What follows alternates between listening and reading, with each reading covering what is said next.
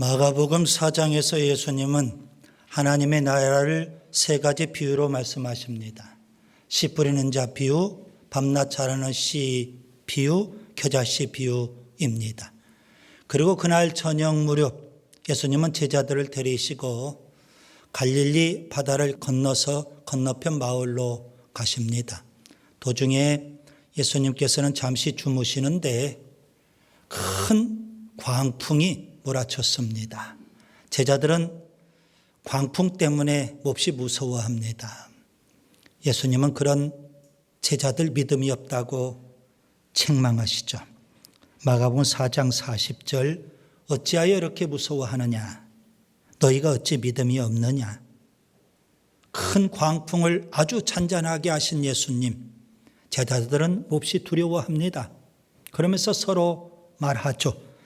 마가복음 4장 41절 그가 누구이기에 바람과 바다도 순종하는가?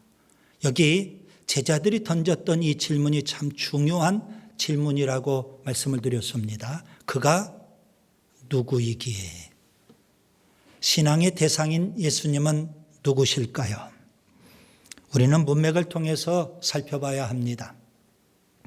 마가복음 5장에 세 가지 사건이 기록되어 있습니다. 군대 귀신 들린 자의 귀신을 쫓아내신 일, 그리고 12년 동안 혈루증을 앓았던 여자의 병을 고쳐주신 일, 회당장 야이로의 죽은 딸을 살려주신 일입니다.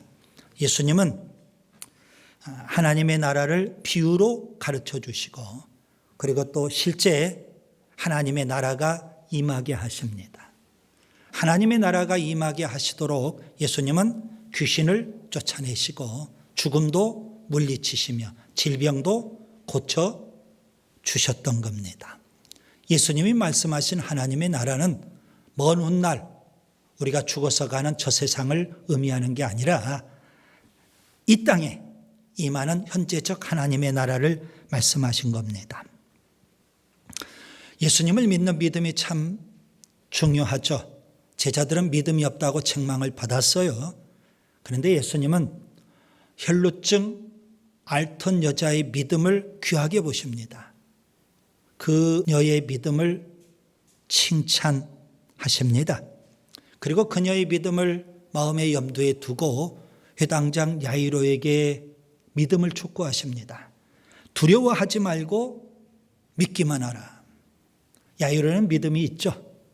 그런데 예수님은 그 이상의 믿음, 절대 믿음, 오직 믿음을 요구하신 겁니다. 여러분, 믿음의 사람이 될 수 있기를 바랍니다.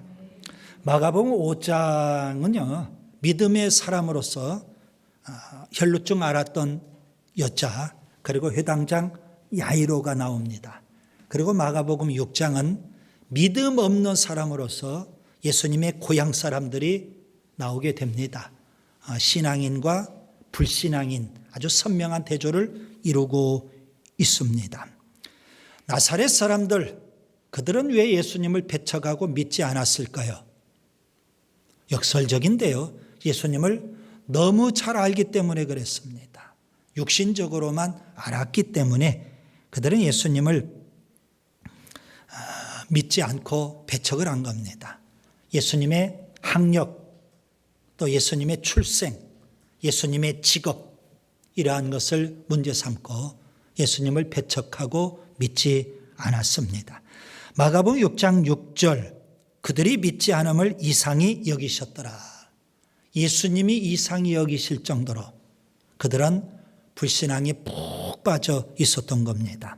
참으로 안타까운 일이죠. 아마 예수님께서 오늘 우리들의 상태를 보실 때에도 유사하지 않을까 심히 염려가 됩니다. 우리 주변에도 나사렛 사람처럼 불신앙의 사람들이 의외로 많습니다. 우리 가족 가운데도 많고요. 우리의 친구, 직장 동료 가운데도 분명히 있고요. 우리의 지인, 우리의 친족, 우리의 이웃 가운데도 불신앙의 사람들이 많이 있습니다. 그들 모두가 다 예수님을 믿을 수만 있다면 얼마나 좋을까요? 세월이 흘러갈수록 예수님이 재림하실 때가 임박할수록, 그리고 다음 세대, 젊은 세대일수록 불신앙의 현상이 훨씬 많아져 가고 있습니다. 그 정도로 사람들의 마음이 자꾸만 강팍해지고 자꾸만 황폐해져 가는 것을 보게 됩니다. 역으로 그런 상황 속에서 우리가 신앙으로 산다는 것 굉장히 소중하고 중요한 일입니다. 하나님의 은혜입니다. 기왕에 우리가 신앙생활을 할 바에야 좀 더 잘해야 되지 않을까요? 그래서 오늘은 우리의 신앙을 좀 점검해 보자는 겁니다. 그리고 우리가 더 나은 신앙인으로 우리가 성장해 가자는 겁니다. 그런 차원에서 신앙의 3가지 단계를 말씀드리려고 합니다. 첫째, 신자가 되는 단계입니다. 신앙의 첫 번째 단계인데요. 신앙의 대상인 예수님을 믿고 예수님을 아는 단계입니다. 예수님은 누구실까요? 마가복음 6장에서 예수님의 고향 나사렛 사람들이 던졌던 육적인 질문 있습니다. 그 질문에 대해서 우리가 영적인 답을 찾아봐야 될 겁니다. 첫째, 나사렛 사람은 예수님의 학력을 문제 삼습니다. 예루살렘 랍비 학교를 졸업하지 않았다는 겁니다. 그래서 예수님을 랍비라고 부르지 않고 이 사람 이렇게 불렀던 겁니다. 예수님을 비하하고 멸시하는 표현이죠. 예수님은 어떤 분이실까요? 예수님은 지혜와 권능이 있으신 분, 달리 표현하면 지혜와 권능의 하나님, 전지전능하신 하나님이십니다. 둘째, 나사렛 사람은 예수님의 출생을 문제 삼습니다. 관습대로 한다면 아버지의 이름을 언급하면서 표현해야 맞습니다. 그런데 예수님을 마리아의 아들 이렇게 표현합니다. 관습에 어긋나는 거죠. 예수님을 무시하고 멸시하는 표현입니다. 청혼한 마리아가 처녀 때 바람을 피워서 낳은 사생아, 그런 의미가 그 속에 담겨 있는 겁니다. 예수님은 누구실까요? 비록 동정녀 마리아의 몸을 통해서 잉태하셨지만 성령으로 잉태하신 하나님의 아들이십니다. 셋째, 나사렛 사람은 예수님의 직업을 문제 삼습니다. 예수님을 목수라고 표현합니다. 여러분, 이게 좋은 의미의 목수가 아니죠. 이 일, 저 일 닥치는 대로 하는 막노동꾼, 가난한 사람, 그런 의미입니다. 직업도 변변하지 못하고 가진 것도 별로 없는 그런 가난한 사람, 예수님을 무시하고 멸시하는 표현입니다. 예수님은 누구실까요? 세상을 구원하기 위해서 이 땅에 오셨고 우리의 죄를 지고 십자가에 죽으시고 부활하신 그리스도이십니다. 여러분, 예수님이 누구신지 우리가 제대로 알아야 되지 않겠습니까? 예수님은 전지전능하신 하나님, 동정녀 마리아의 몸을 통해서 성령으로 잉태하신 하나님의 아들, 그리고 온 세상을 구원하기 위해 이 땅에 오신 그리스도이십니다. 여러분에게 묻습니다. 여러분은 예수님을 하나님으로 믿으시는지요? 예수님을 하나님의 아들 그리스도로 믿으시는지요? 우리가 예수님을 모른다면 어떻게 예수님을 믿을 수 있습니까? 예수님을 믿지 못한다면 죄사함도 없고요, 구원도 없고요, 천국도 없습니다. 예수님을 믿어야만 죄사함 받고 구원받고 하나님의 자녀가 되는 거 아니겠습니까? 요한복음 1장 12절, 영접하는 자 곧 그 이름을 믿는 자들에게는 하나님의 자녀가 되는 권세를 주셨으니, 믿어야만 하나님의 자녀가 되고요, 믿어야만 천국에 가는 거 아니겠습니까? 사도 바울은 이렇게 복음을 전합니다. 사도행전 16장 31절, 주 예수를 믿으라. 그리하면 너와 내 집이 구원을 받으리라. 유대교의 바리새인이 있죠. 그들은 율법을 행함으로 구원받는다고 생각을 했어요. 그런데 성경은 하나님의 은혜로 구원받는다고 말씀합니다. 하나님은 우리를 구원하기 위해서 독생자 예수님을 보내주셨습니다. 독생자 예수님은 이 땅에 오셔서 우리의 죄를 지고 십자가에 죽으시고 부활하심으로 구원의 길을 여셨습니다. 그 예수님을 믿으면 하나님은 은혜로 구원을 주시는 겁니다. 에베소서 2장 8절, 너희는 그 은혜에 의하여 믿음으로 말미암아 구원을 받았으니 이것은 너희에게서 난 것이 아니요 하나님의 선물이라. 여러분, 구원은 예수님을 믿는 방법 외에 다른 방법이 없습니다. 오직 예수입니다.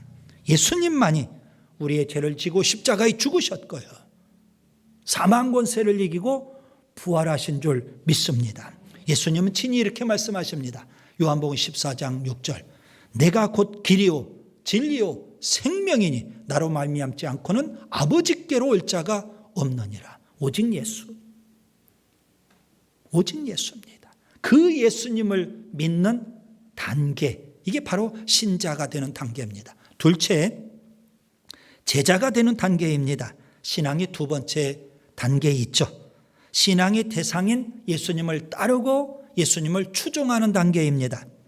여러분, 신앙생활은 예수님을 믿고 예수님을 아는 것으로 끝날 수 없습니다. 얼마든지 설교를 통해서, 그리고 성경 공부를 통해서, 교리 공부를 통해서 예수님을 우리가 알 수 있습니다. 예수님을 배울 수 있습니다. 물론 나사렛 사람들처럼 예수님을 육신적으로만 알면 안 됩니다. 그것은 불신앙에 빠지는 길입니다. 예수님을 믿는 신자가 되었다면 그 상태에서 이제 머물지 말고 이제는 예수님을 따르고 예수님을 추종하는 제자가 되어야 하는 줄 믿습니다. 복음서에 보면 예수님은 12제자를 부르십니다. 마가복음 1장 17절, 나를 따라오라. 여러분, 제자는 예수님을 추종하는 사람, 예수님으로 충만한 사람, 예수님을 닮는 사람입니다. 예수님은 12제자만 부르신 게 아니죠. 예수님을 믿는 모든 신자들을 다 제자로 부르십니다. 마태복음 16장 24절, 누구든지 나를 따라오려거든 자기를 부인하고 자기 십자가를 지고 나를 따를 것이니라. 여러분, 여기 누구든지라고 했습니다. 그 누구든지는 예수님을 믿는 모든 신자들을 다 가리키는 겁니다. 예수님을 믿고 구원받았다면 이제는 예수님을 추종하고 예수님으로 충만하며 예수님을 닮는 그런 제자가 되어야 한다는 말씀입니다. 예수님은 12제자를 부르시고 그들과 함께 하시죠. 마가복음 3장 13절 14절, 또 산에 오르사 자기가 원하는 자들을 부르시니 나아온지라. 이에 12를 세우셨으니 이는 자기와 함께 있게 하시고. 여러분, 여기 예수님과 함께 있는다, 이것은 예수님과 영적 교제를 나눈다는 의미입니다. 예수님과 깊이 영적 교제를 나누면 나눌수록 우리가 예수님으로 충만하게 되는 거고요, 예수님을 깊이 닮아가게 되는 줄 믿습니다. 그래서 작은 예수가 되는 겁니다. 예수님은 제자들에게 예수님을 배우라고 말씀하십니다. 마태복음 11장 29절, 나는 마음이 온유하고 겸손하니 나의 멍에를 메고 내게 배우라. 여러분, 예수님의 무엇을 배워야 할까요? 제자라면 마땅히 예수님의 성품을 배워야 하는 줄 믿습니다. 예수님은 산상설교 마태복음 5장에서 제자들이 품어야 될 성품 8가지를 팔복으로 말씀하십니다. 심령이 가난한 자, 애통하는 자, 온유한 자, 의에 줄이고 목마른 자, 긍휼히 여기는 자, 마음이 청결한 자, 화평하게 하는 자, 의를 위하여 박해를 받는 자. 이게 바로 제자입니다. 그 8가지 성품은 제자들이 닮아야 될, 제자들이 배워야 될 예수님의 성품입니다. 예수님을 추종하고 예수님으로 충만하며 예수님을 닮은 제자 공동체, 오순절날 성령이 임함으로 교회 공동체가 됩니다. 여러분, 성경에는 교회를 그리스도의 몸이라고 하죠. 예수님은 머리이시고 제자들은 몸의 지체가 되는 겁니다. 여러분, 머리 따로 지체 따로 그럴 수 없습니다. 지체는 머리를 닮아야 되는 겁니다. 끊임없이 머리이신 예수님을 닮아야 되는 겁니다. 에베소서 5장 14절, 범사에 그에게까지 자랄지라 그는 머리니 곧 그리스도라. 여러분, 우리 주변에 예수님으로 충만하지 않고 예수님을 추종하지 않고 예수님을 닮지 않는 제자 공동체 여러분 보신 적이 있나요?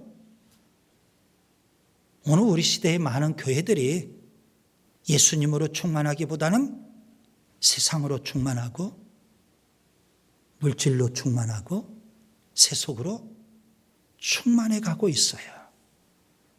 이건 거짓된 교회, 가짜 교회입니다. 진정한 교회는 예수님을 추종하고 예수님으로 충만하며 아멘, 예수님을 닮은 그런 공동체가 되어야 하는 줄 믿습니다. 셋째, 사도가 되는 단계입니다. 신앙의 세 번째 단계인데요, 신앙의 대상인 예수님께 헌신하는 단계입니다. 이런 본문을 좀 더 자세히 관찰해 보시기를 바랍니다. 본문 7절과 12절에는 제자라는 표현이 있습니다. 그런데 본문 이후 30절을 보세요. 사도라는 표현이 있죠. 여러분, 제자 따로 사도 따로가 아닙니다. 제자는 곧 사도입니다. 교회는 제자 공동체이면서 사도 공동체입니다. 제자는 예수님의 부르심을 받은 사람이고요, 사도는 예수님의 보내심을 받은 사람입니다. 그래서 사도를 달리 표현하면 사명자, 사역자 이렇게 표현할 수 있습니다. 성경에 보면 예수님도 사도이십니다. 히브리서 3장 1절, 거룩한 형제들아 우리가 믿는 도리의 사도이시며 대제사장이신 예수를 깊이 생각하라. 예수님은 하나님으로부터 이 땅에 보내심을 받은 사도입니다. 사명을 갖고 이 땅에 오신 예수님, 온 인류를 구원하기 위해서 십자가에 죽으시고 부활하셨습니다. 구원의 길을 여셨습니다. 예수님은 사명에 살고 사명에 죽으신 사도, 사명자이십니다. 그렇게 사명을 완수하신 예수님, 제자들을 부르시고 그 제자들을 사도로 세우시는 겁니다. 요한복음 20장 21절, 너희에게 평강이 있을지어다 아버지께서 나를 보내신 것 같이 나도 너희를 보내노라. 예수님은 제자들을 지금 사도로 보내시는 겁니다. 여러분, 제자들이 감당해야 될 사명은 뭘까요? 복음 전파입니다. 예수님이 이 땅에 오셔서 사명에 살고 사명의 죽음으로 이루신 이 복음을 이제 제자들이 전파해야 될 사명이 있는 겁니다. 여러분, 오늘 본문을 좀 주목하시기 바랍니다. 예수님은 제자들을 사도로 세우기 위해서 공생의 기간에 제자들에게 전도 실습을 지금 시키시는 겁니다. 언젠가는 제자들이 사도가 되어서 세상에 나아가 복음을 열심히 전하고 사명에 살아야 한다는 거죠. 마태복음 10장에 예수님은 제자들을 사도로 파송하실 때 이런 말씀을 하셨습니다.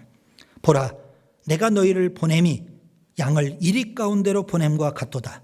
그러므로 너희는 뱀같이 지혜롭고 비둘기같이 순결하라. 자칫 잘못하면 양들이 이리떼에 먹힐 수도 있는 겁니다. 그럼에도 불구하고 예수님은 그 험한 세상에 제자들을 사도로 보내시는 겁니다. 마땅히 제자가 사도가 되려면 사명에 살고 사명에 죽겠다는 각오가 되어 있어야 하는 겁니다. 예수님도 이 땅에 오셔서 사명에 살고 끝내 사명에 죽으셨거든요. 여러분에게 묻습니다. 여러분은 복음을 전하는 복음 전도자입니까? 사명자이신지요. 여러분 사명에 살고 사명에 죽는 사명자이신지요. 오늘 본문에 보면 예수님은 복음을 전한 사명자에게 세 가지를 요구하십니다. 첫째, 영적 싸움을 싸우라고 말씀하십니다. 본문 7절이죠. 귀신을 제어하는 권능을 주십니다. 왜 그럴까요? 영적 싸움이 있다는 겁니다. 성령의 권능을 힘입고 땅끝까지 영적 싸움을 싸우면서 복음을 전해야 하는 겁니다. 둘째, 세상을 의지하지 말라고 말씀하십니다. 본문 8절과 9절. 지팡이와 신발 외에는 아무것도 가지지 말라는 겁니다. 아무것도 소지하지 말라는 겁니다. 이 말은 무슨 말일까요? 세상 의지하지 말고 하나님만 의지해야 된다는 겁니다.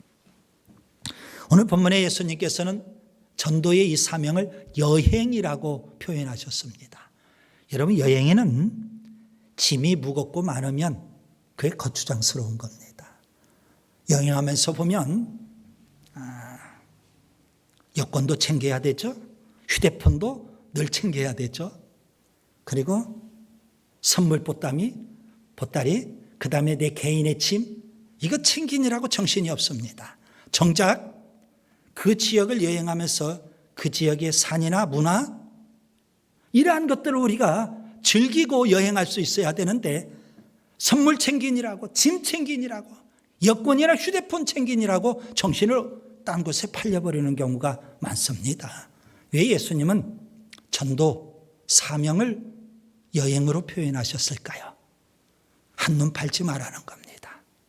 오직 영혼을 구원하는 일, 전도하는 일에만 집중하라는 의미입니다.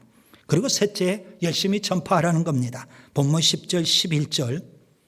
여러분, 그 말씀을 자세히 보면 복음을 받아들이는 사람도 있어요.